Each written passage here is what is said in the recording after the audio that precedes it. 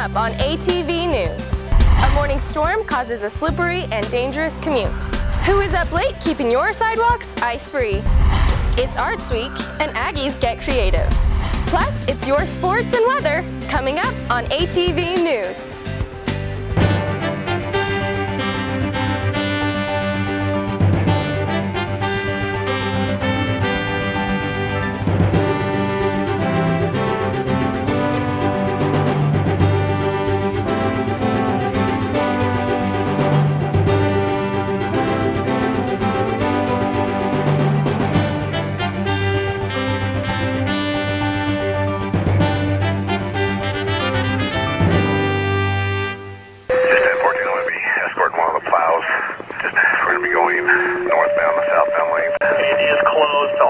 Right now. Squad 90, Squad 91, Engine 90, Ambulance 161, Squad 72, respond on a 1050 PI. Roads in Cache Valley are still a mess this afternoon as warm temperatures created rain and a sheet of ice over everything. Cars were iced over and then slippery roads caused multiple accidents throughout the valley.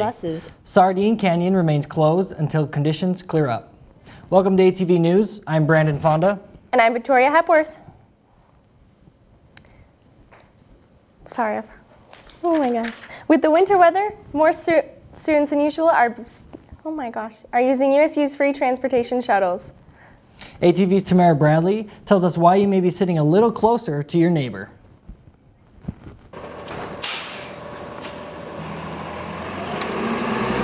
With 30 seats on each of the 11 buses and 6 routes running daily, there's still not enough room for all the passengers on the Aggie shuttles.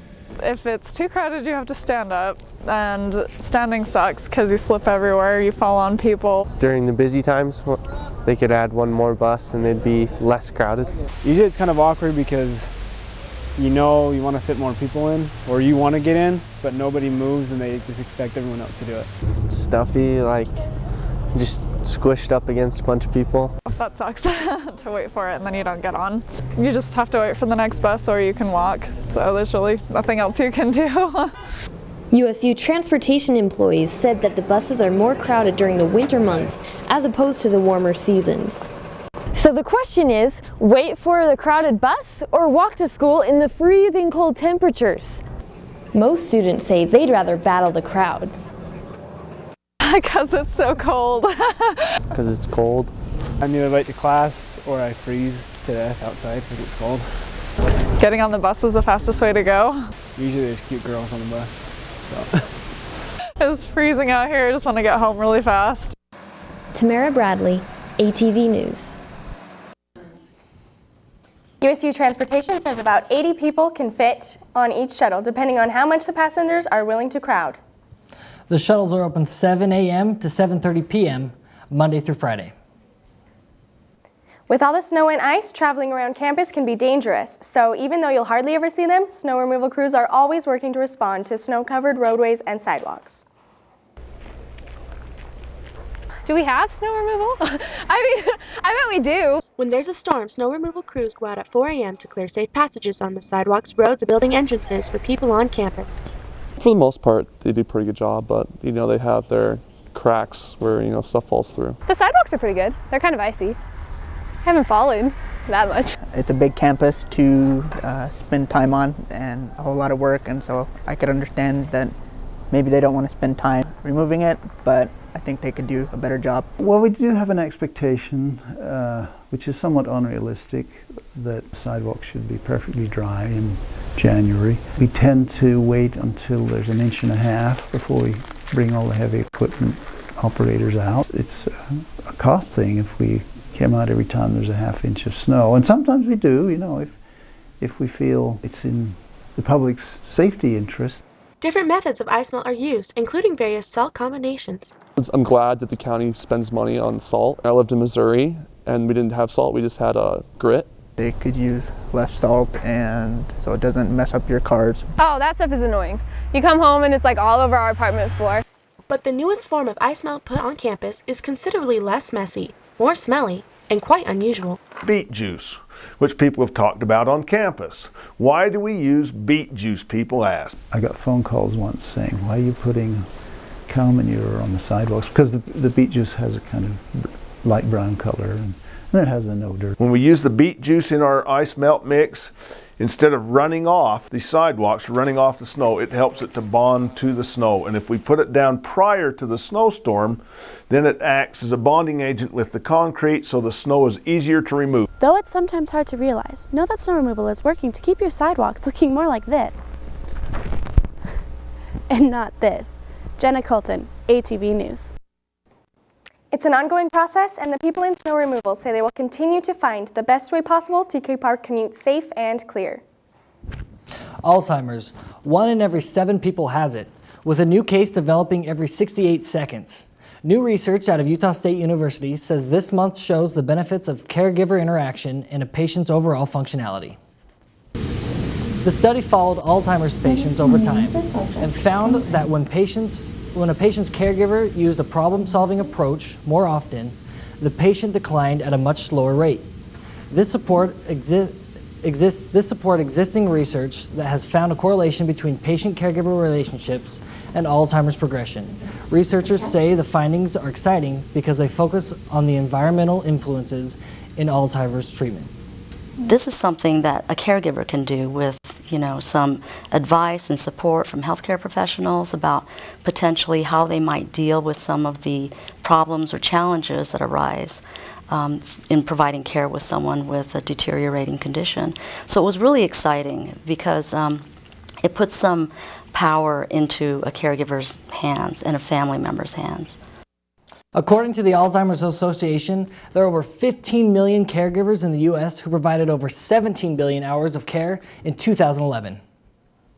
A man died after being tased by Logan police. Officers were called to a residence and were forced to deploy a taser after the man threatened he had a gun. Later at Logan Regional Hospital, the 49-year-old man became combative and was tased again. He then suffered a heart attack. Weber County is investigating the incident. Coming up, the true meaning behind an abstract work of art, and creep-crawly critters that will have you shivering.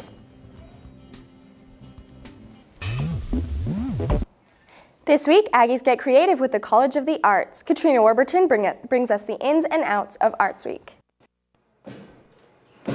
This clay modeling, or this rehearsal, or this photo gallery isn't the only thing that's going on this week concerning the arts. In fact, there's a whole list of events, activities, lectures, and guest artists featured for USU's Arts Week. Arts Week, you can come to our building and we have performances and we have exhibitions and primarily student-led kinds of activities. I think Arts Week's important because there's a lot of people here who put a lot of time into the stuff they're doing, and I think it's important for them to get recognized for that kind of thing. Each department at USU gets a week to show their stuff, network, and involve the rest of the college and community with what they do. So that it becomes a bonding experience, so that we're not just out here on the far end of campus alone. But why do art galleries, or even art in general, matter? I guess it gives people a way to express themselves. It's really important to have that.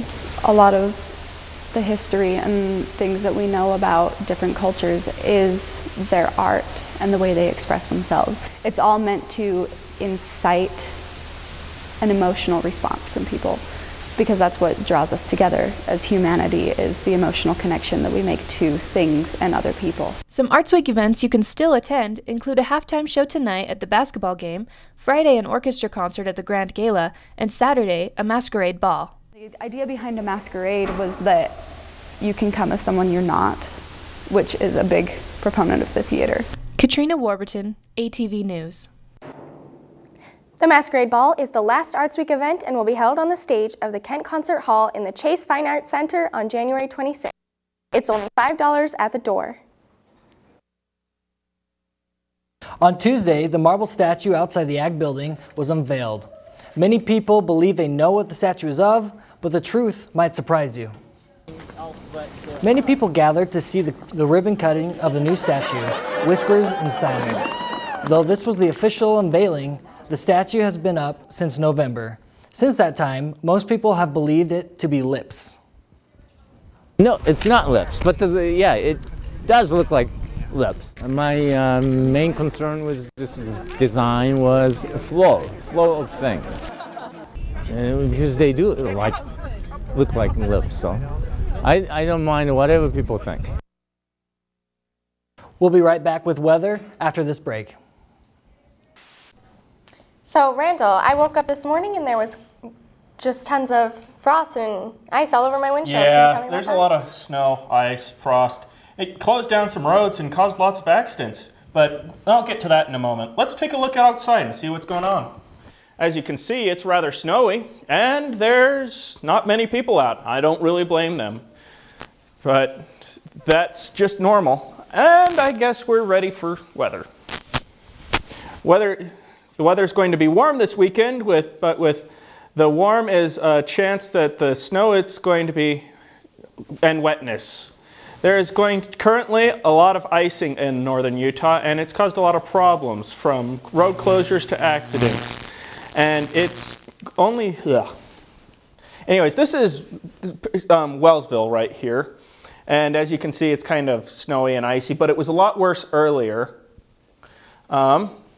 This is the mouth of Sardine, and it's also kind of bad, but earlier it was much worse, with northbound road being entirely closed off. It couldn't even go through it.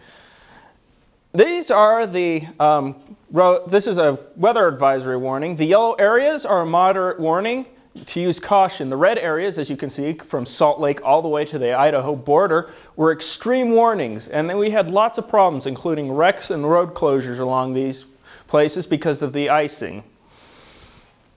Here's the national temperatures. And down south, we have temperatures around 70s to 80s. Up in the Midwest and Northeast, we got negative numbers all the way to 10 degrees. And sorry about that, stupid thing. The Utah temperatures, we have Logan up there. It's around 21 degrees, and it shares a temperature with Moab and Wendover. So, and this is our air quality. It's really kind of bad. This is measuring ozone, and it's around 46 parts per million, so it's pretty bad off. You don't really want to go out there if you can help it. Okay.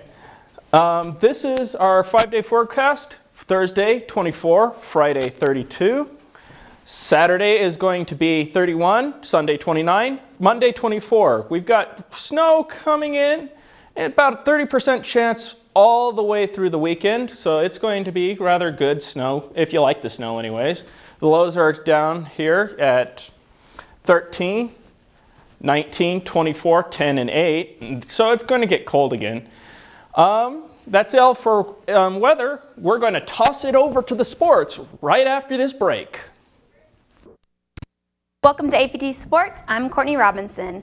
The Aggie men's basketball team has been rolling to a 14-2 record with the help of 2 athletes with combined for 30 points each. But during the second half of the Aggies' loss at New Mexico State, some injuries struck. You know, it's as weird a situation as I've ever had in 27 years as a head coach.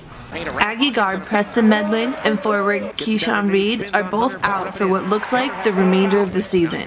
Medlin, who has averaged 16 points this season, fractured his wrist in the Aggies' loss at New Mexico State. The dynamic guard is currently 4th in the WAC in scoring and a large part of the Aggies' success this season. Reed is done for the season with the torn ACL. The senior adds 12 points a game and adds that marquee Aggie flash with huge slams. Together, the two put up 30 points per game, a number that will be tough to replace. We lost 31 points or so offensively in Keyshawn and Preston in terms of league games, and you know, that's obviously a challenge to try and make up those points. So we better try and be better defensively than we've been. But more than that, they contributed on both ends of the court. Medlin's 3-point shooting and assists will be big, while Reed leads the team in block shots. The Aggies are 0-2 without them, but they return home tonight. That's where we're at, and we'll go play with the guys we got, and as I've said, I expect them to play their tails off. With Keyshawn Reed out for the season and Preston Medlin sidelined for 6 to 8 weeks, Stu Morrill will need other players to step up and fill the void left by his stars.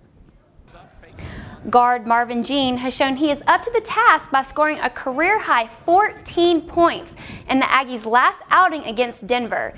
Jean will need to continue scoring heights like if USU wants to make up the points left behind by Medlin. The pressure won't fall on the shoulders of Jean. Tennell Rowland and Spencer Butterfield will see increased minutes at the shooting guard position. Big men Jared Shaw and Ben Clifford will also be called upon to fill the shoes behind by Keyshawn Reed.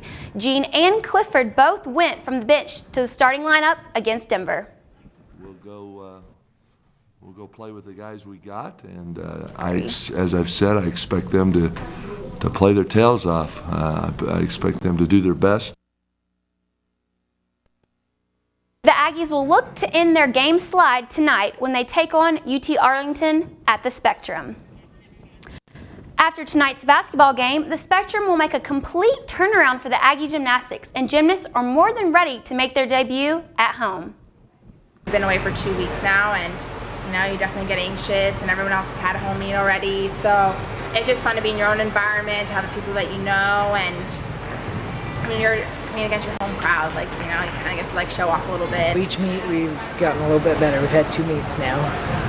We're getting a little bit healthier, we're getting more kids in, so we're excited and hopeful. I was out for BYU, and you know, yeah, it's not the best of things to be out for a meet, but at the same time I know it's like, I want to make it to the end of the season, and I've definitely tried to bring that along with the team. We recruited beam workers a lot harder.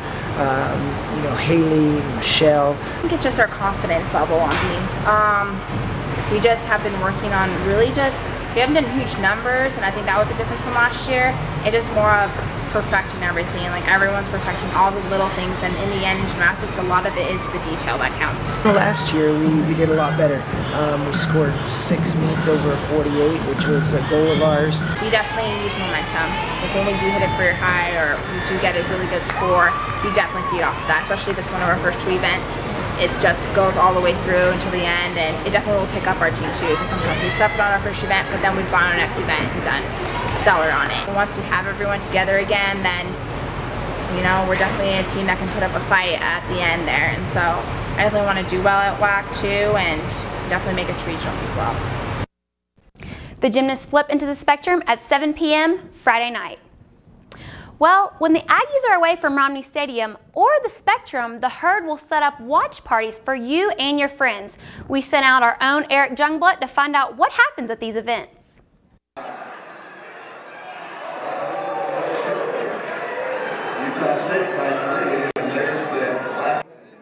What do Aggie ice cream and other Aggie treats, prize giveaways, and Utah State basketball have in common?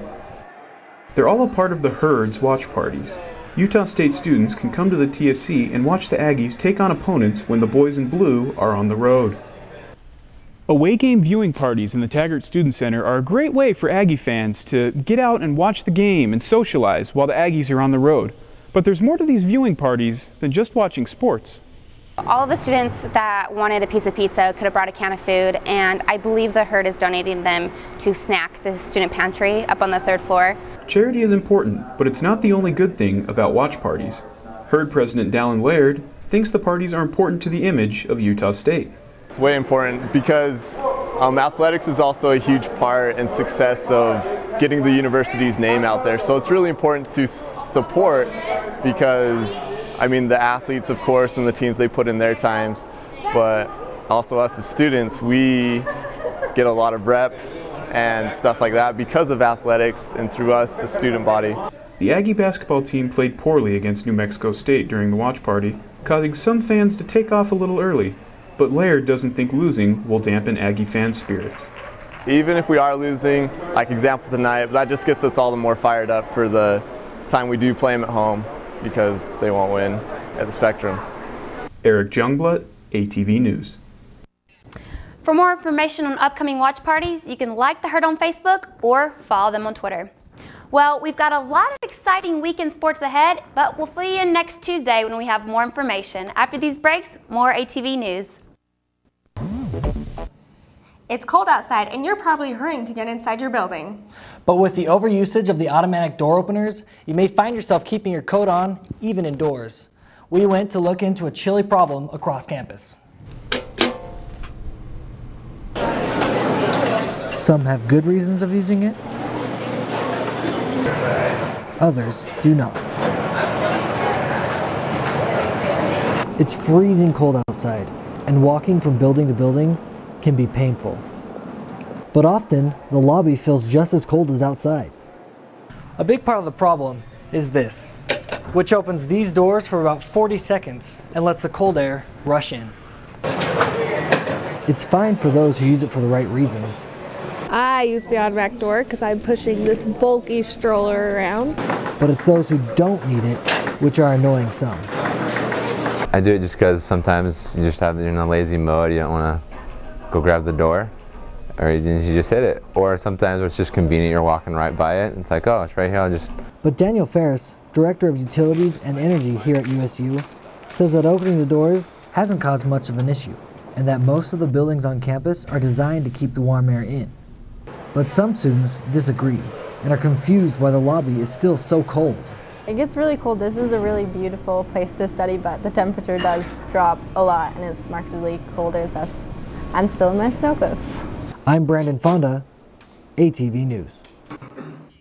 The ADA requires that the doors stay completely open for at least 5 seconds, but most of the doors on campus remain open for at least 30. So if you want a warm building, don't use the automatic doors unless you have to. Uncomfortable at the thought of them, bugs, but here at USU, at USU's entomology lab, there's fascination, research, and education that can join in with insects. We check in to show you how. Oh, did you hear that? Let's see. That hissing is the sound of cockroaches from Madagascar, and they're only one of over 2 million insects to see at USU's Insect Museum, although the others aren't quite as lively. It's also an opportunity to talk about conservation. Virginia Bolshakova, a grad student at USU, heads the museum along with a few other grad students, such as Nicole Bomi, that research insects and give tours free to the public. We use a lot for teaching young kids or other students about entomology, but there's also elementary schools here in Cache Valley that send students up to get a little bit more science in their education. This drawer is only one of over 2,000 and houses over 2 million insects at Utah State University's Insect Museum. It's one of the biggest in the U.S. and considered one of the most unique. Collected over the last 90 years, the insects come from all over the world. They have butterflies from North America, beetles from Africa, and giant walking sticks from Borneo, just to name a few. The entomology department not only shows these insects, but also researches them in many different areas, including their effects on humans, with pest control, agriculture, and diseases such as malaria. There are extension people working here that are doing things with the local agriculture, as well as throughout Utah. They're looking for invasive species that could come here. Katrina Warburton, ATV News. The entomology department is hoping to expand the insect museum and would love to have more people come in and look around. If you'd like to check it out, you can contact USU's biology department and set up an appointment. That's all we have for ATV News. Have a great week.